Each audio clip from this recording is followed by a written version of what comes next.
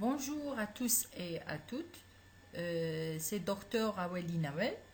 Dans ce chapitre 2, nous allons voir le contenu qui concerne la théorie de Ferdinand de Saussure. Nous commençons d'abord par la pensée saussurienne. Selon Saussure, la linguistique a pour unique et véritable objet la langue envisagée en elle-même et pour elle-même. Cette célèbre phrase qui clôt le cours de linguistique générale de Ferdinand de Saussure se trouve, c'est-à-dire elle se trouve vers la fin de son œuvre célèbre qui était publiée en 1916.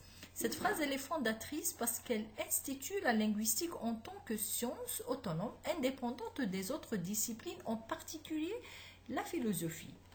Donc en linguistique, la langue n'est pas seulement un moyen d'accès à d'autres disciplines, comme c'est le cas par exemple de la psychologie, de l'histoire et d'autres disciplines. C'est à partir de ce moment que la linguistique devient une discipline autonome avec son propre objet d'étude.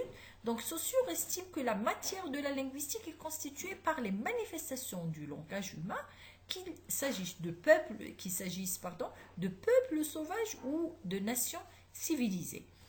Passons maintenant aux différents points fondamentaux de la pensée saussurienne, commençant par la langue, le langage et la parole. Donc, selon Saussure, le langage désigne l'aptitude spécifiquement humaine à pouvoir communiquer au moyen d'un système de signes vocaux. Donc, cette aptitude peut être envisagée en termes de spécificité biologique et cérébrale. C'est ce que l'on trouve, c'est ce que l'on ne trouve pas chez les autres espèces vivantes. C'est ce qui revient à considérer qu'il existe chez l'homme comme une sorte d'organe du langage. Et pour la langue, Saussure, il a défini comme le résultat d'une convention sociale transmise par la société à l'individu et sur laquelle ce dernier n'a qu'un rôle accessoire, c'est-à-dire la langue. Elle est un produit social de la faculté du langage et un ensemble de conventions nécessaires. Pourquoi nécessaire? Parce que nécessaire pour qu'il y ait des relations, une communication entre les individus au sein de cette société. Donc, c'est par opposition à la langue. Donc, la parole, elle est l'utilisation personnelle de la langue. Ça veut dire quoi? C'est toutes les variations, les variantes personnelles possibles, comme le style du persan, son rythme, syntaxe, prononciation, le ton, comment il parle, sa façon de parler. Ça, c'est-à-dire, c'est l'utilisation individuelle de la langue. C'est ce qu'on appelle la parole. Donc, ça, c'est le premier point fondamental de cette théorie. Passons maintenant au deuxième point qui est le signe linguistique. Selon Saussure, le signe linguistique, c'est comme une pièce de monnaie. Il a deux faces. Il se définit donc comme une entité double ayant un aspect physique, c'est l'image acoustique, ou bien le signifiant, et un aspect psychique qui est le concept ou bien l'idée que représente le signe, c'est le signifié. Donc, l'arbre, on a deux faces. Prenons par exemple, comme exemple, l'arbre. L'arbre, donc, il y a le mot, l'écriture A-R-B-R-E, ça c'est le signifiant. Il y a l'image ou bien l'idée, l'image mentale ou bien l'idée qui est le signifié. Passons maintenant au troisième point fondamental, c'est la linguistique synchronique et la linguistique diachronique. Que veut dire linguistique synchronique? Elle s'intéresse à la compréhension de la langue telle qu'elle se présente à un moment donné, c'est-à-dire un état de la langue. Donc, la linguistique diachronique se consacre au passage d'une époque à l'autre pour l'étude d'un fait particulier. Ça veut dire quoi? Ça veut dire que la première étudie le fonctionnement de la langue dans un état donné.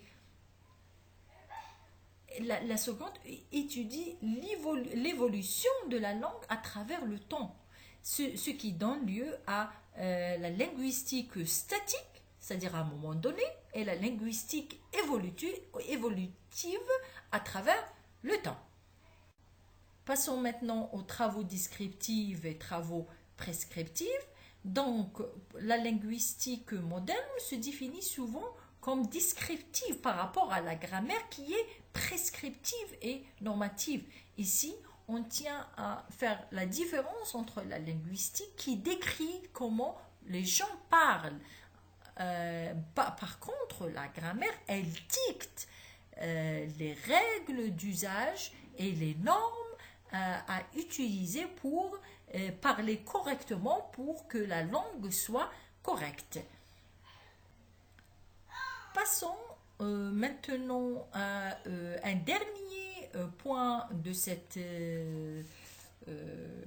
théorie qui est l'axe syntagmatique et l'axe paradigmatique. À propos de cet axe, je tiens à préciser que j'ai déjà élaboré une vidéo. Elle se trouve sur ma chaîne YouTube et elle explique, je l'ai élaborée principalement concernant l'axe syntagmatique et l'axe paradigmatique. Elle explique ces deux axes.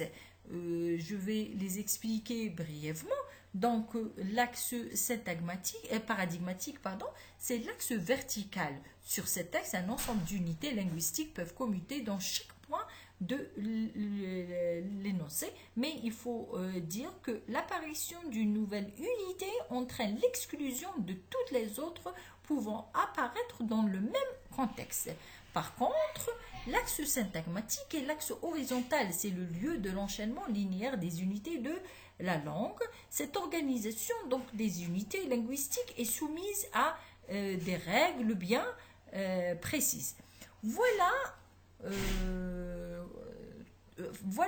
en ce qui concerne le chapitre 2, les axes principaux que contient la théorie de Ferdinand de Saussure. J'espère que cette présentation du contenu est claire et précise.